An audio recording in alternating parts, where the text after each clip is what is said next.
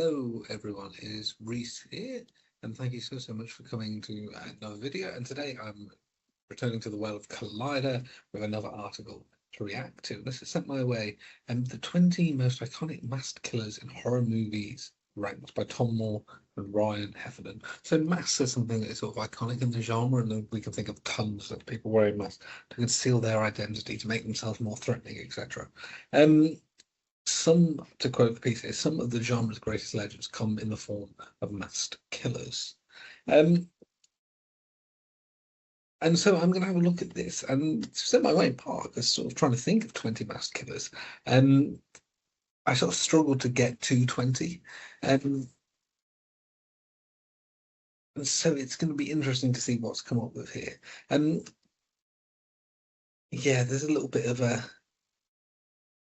Many of the greatest masked killers have come from the slasher genre, but there are others from other genres. But we're going to look at masked slashers.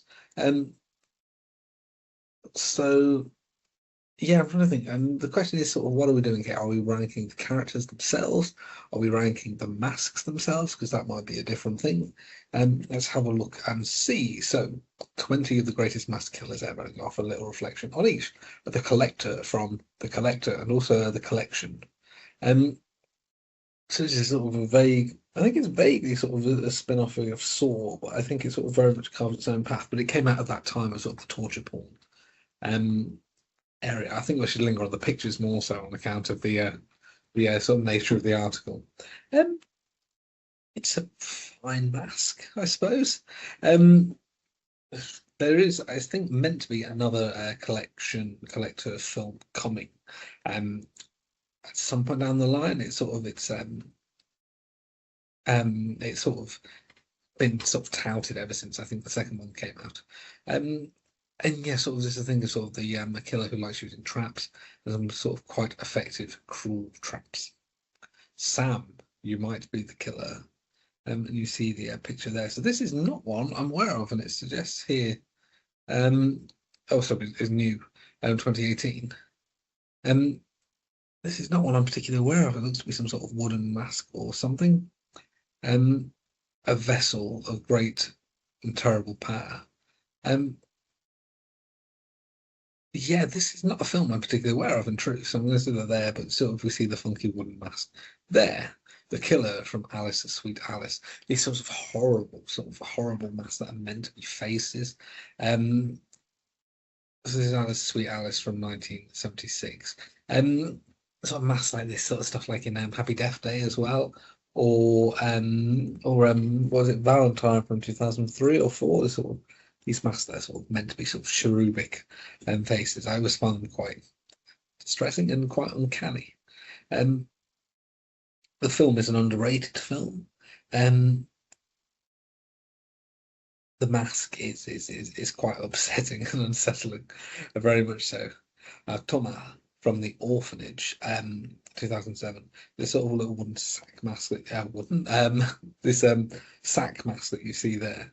So this is not like a slasher. This is not a sort of slasher film. And it's the mask worn by the ghost of a child who was sort of inhabiting an orphanage. Yes, it was quite a poignant one, but the mask itself is a scary thing. Again, sort of it's that sort of scarecrow aesthetic or something, and that makes these films look and makes sort of scarecrows are inherently quite scary and creepy. And alas, there is no real good scarecrow film, I would say. But that kind of raggedy sack style mask is one that normally lands quite well, I think. I suppose the closest one we have in sort of any sort of slasher camp is Jason in the second Friday the 13th film. But I think that's an aesthetic that generally works. And the animal mask killers in You're Next. So the mask here, very simple, reductive mass of animals. Right, You're Next is a film I really like, sort of killers targeting the mansion of a rich family as they sort of have a reunion, and one of the guests in the house is sort of was raised in like a survivalist compound, and so they're sort of able to fight back at them. The masks, I think, are perhaps one of the less interesting dimensions of the film, not necessarily scary in themselves so much as the fact that there's this gang of quite brutal killers. I'll say no more about the film because I'm aware there are some sort of plots and twists and turns and whatnot. These are masks that I think are sort of they do the job. These are doing the job sort of masks. Leslie Vernon from The Rise of Leslie Vernon. So a deconstruction, effectively, of the slasher film, following a documentarian who is sort of exploring the life of a wannabe serial killer in the style of Jason or Freddy. A cult film, a follow-up was touted but never made, I think, because the sort of the script. So there was a disagreement between the script writers and any potential funders, although I think someone tell me in the comics if I'm wrong, that there is a comic sort of follow-up to this. Yes, so the mask doesn't crop up too much until the sort of the final act, in which we sort of see Leslie Vernon's slasher thing, like quite an effective thing, and sort of arguably more unsettling because we've got to know the character before he becomes this sort of slasher killer. Yeah, we call him the man from Hush. So Mike Flanagan's Hush, in which a man appears at the house of a deaf woman and sort of starts to harass her and sort of aim to kill her. Again, the mask is sort of a simple white face mask. I'm slightly confused by the ranking of the list. It must be said in sort of terms of iconicness, and sort of ranking of these things scary or not. And actually frightening enough. It's been a while since I've seen the film. I believe that John Gallagher Jr., who plays the man, takes it off quite considerably as he sort of aims to sort of terrify the central character played by Casey Siegel. And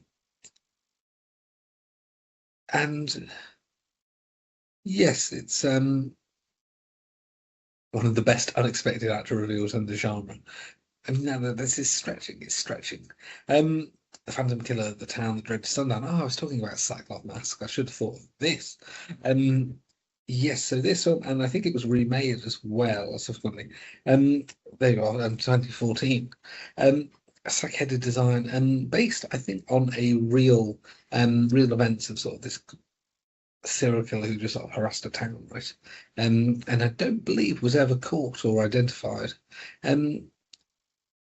Both of these songs, both the remake and the original, are, I think, really quite effective and good. They carry sort of different styles, as in maybe the fact that they were made 40 years apart. And both of them are really quite compelling. And I think sort of having this figure who is sort of essentially a generic everyday person save the hideous mask, giving them more sort of anonymous, brutal feeling to it, I think works really, really well. I mentioned Happy Death Day earlier. Again, I found this sort of Cherubim mask to be really uncanny. So in the film, Happy Death Day and the sequel, Happy Death Day to You, this is meant to be the mask of like the mascot of the college at which central character Tree goes and is sort of killed over and over again in a time loop. The film itself quite good fun. Jessica Rose in the central role is really enjoyable. And yeah, and some sort of fun supporting characters in this one with the Groundhog Day feel. I would say, yeah, the mask is creepy. I mean, that this would even be imagined to be the mascot of any college or place is quite a stretch because of how awful it looks. But it does the job as a killer, I'd say. Shady Side Killers from Fear Street. So you're seeing one mask, the skull mask, in the picture. I believe there were quite a few more. An embarrassment of riches. There we go. What we have here. Yes, so this is sort of a series of 3 main films. There was a fourth one, Prom Queen, which was not brilliant, though some good gore, and I think the mask in that was quite good as well. Of sort of the town of Shady Side and sort of the legacy of this town. Listening to Great Killers, and these are sort of quite. I didn't know they're underrated because they were incredibly popular when they came out a couple of years ago. But yeah, one very much to recommend. And there's some generally genuinely quite threatening killers and some excellent, gorgeous kill sequences and scare sequences. The Phantom from Phantom of the Opera, it's a classic if there ever was one. So this is the Lon Chaney version of the Phantom 1925. The big pro Lon Chaney, and this is a character that is quite terrifying. With the mask on and off. See, if you read the book or seen the film, you know he has a sort of facial deformity. Yeah, as it says in this week, sort of that with effects, sort of horror still being codified as a genre, sort of officially, sort of properly so in the 1930s with the Universal films. And this was generally a sequence of shock when when Christine unmasks the Phantom. And Lon Chaney, sort of an iconic actor of this period, known for lots of prosthetic work and makeup work and stuff. And this is a great one. The effects on this still really hold up to this day. Dr. Decker from Nightbreed. This is a film I haven't seen, but I've seen pictures of this mask for a long time, and I find it incredibly sinister. It's sort of mask with button eyes. Well, this reveals who the killer is. So it's very good, David Cronenberg. A serial killer. Yeah, if you're drilling mass on scariness, this is, I think, one of the scarier, one of the creepier ones. You can see the picture, and if you look it up, you'll find many other somewhat similar horrible shots, really. So I'm fully on board with Nightbreed here. And we've got one of the most iconic mass killers. Again, these lists, I never really fully understand how they're ranked. But this is definitely one that would be up there, I would say. The Miner from My Bloody Valentine. Criminally overlooked killer. Perhaps not. So the costume is a miner's costume. You call it a mask or not, and this is just essentially an outfit and the mask that goes with it. I believe Valentine's never, so this nor the original, never really been films like that good. They're sort of both sort of following on the trends, really. I suppose it depends how terrifying you find miners and pickaxes, really. And would be my commentary on this one.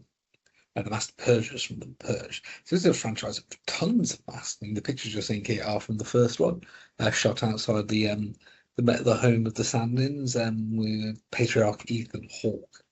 I believe there's masks in all of them. You know, there's sort of a neon American and sort of Statue of Liberty mask that I remember.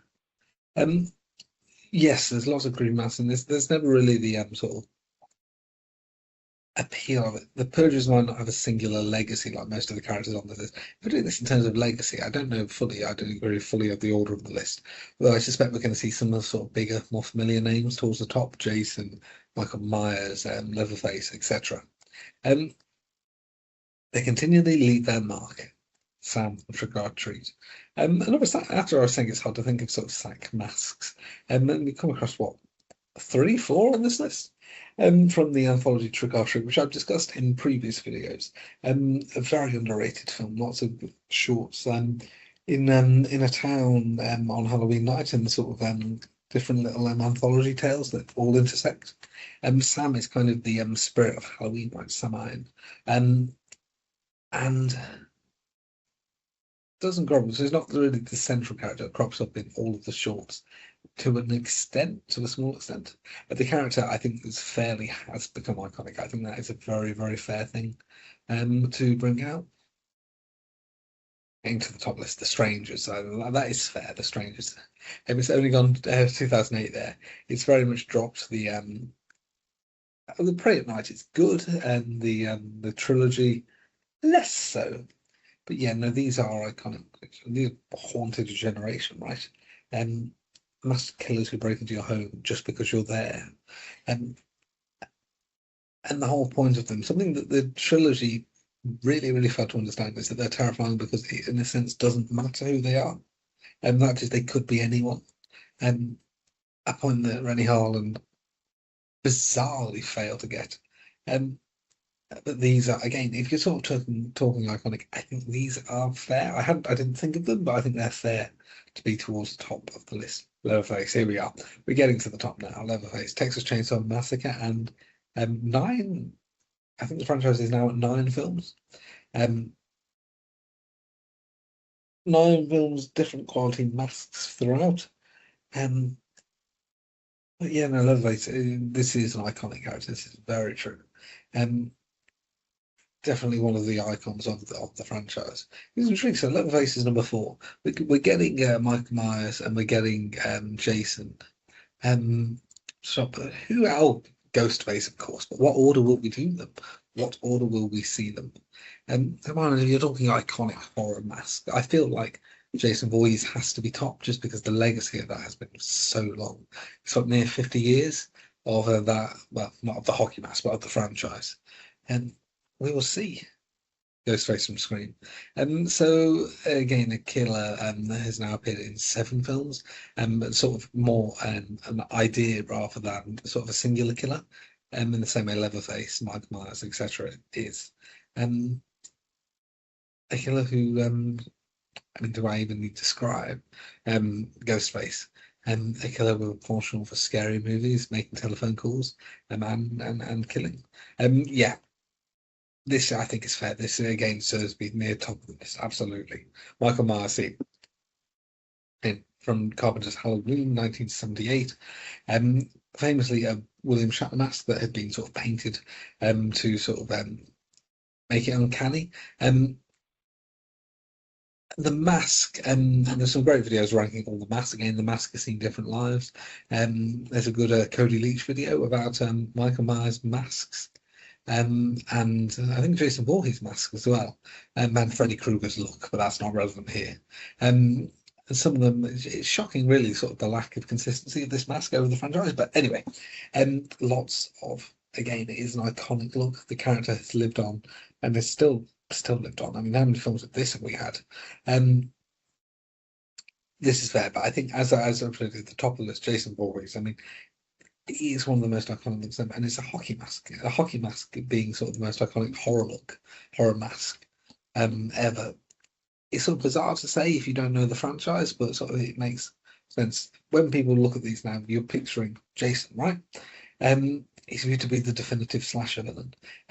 Again, not every character on the list has been a slasher one. There's sort of the rules are playing fast and loose.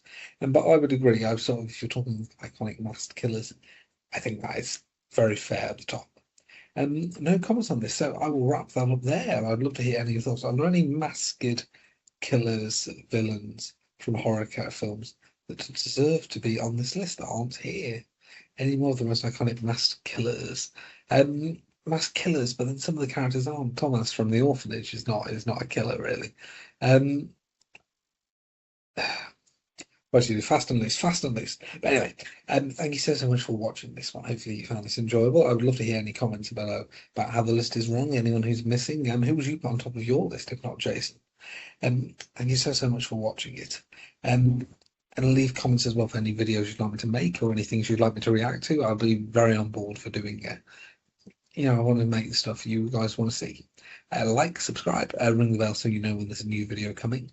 So thank you so much for watching, and I look forward to seeing you all in the next one.